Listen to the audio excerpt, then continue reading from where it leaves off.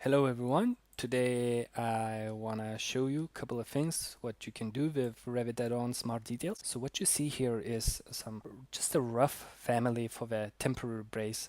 This is phase-based family. It has some parameters to control the size of this detail and also the angle. So I'm just gonna load this into my project over here. So what I can do, let's say I can place this family, right, and just adjust the angle, adjust the size of it, right? So, but I don't want to do that manually, so I'm gonna use Smart Details for that.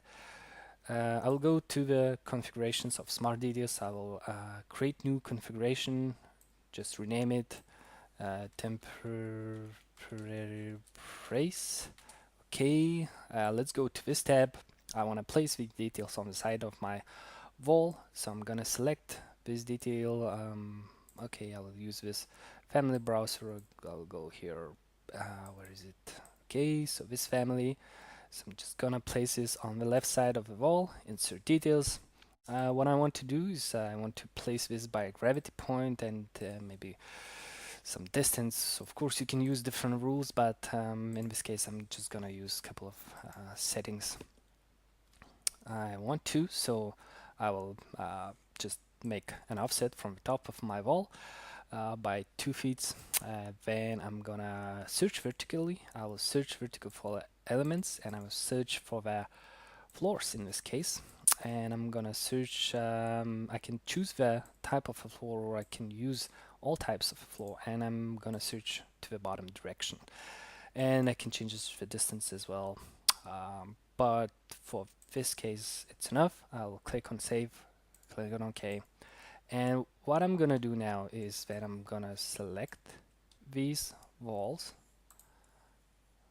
uh, select the walls, okay. So you see here I have a couple of floors, so I will search for these floors to update the size of my detail. So let's try to do that. Let's select the configuration, click on insert. Okay, so 42 elements processed, and let's take a look.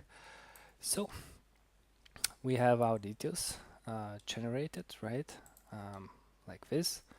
So if we are not happy with it, maybe we can change that also, right? So let's say I'll select these two and I'll change the angle of it, okay? But the distance to the floor is automatically calculated, as you see for these walls.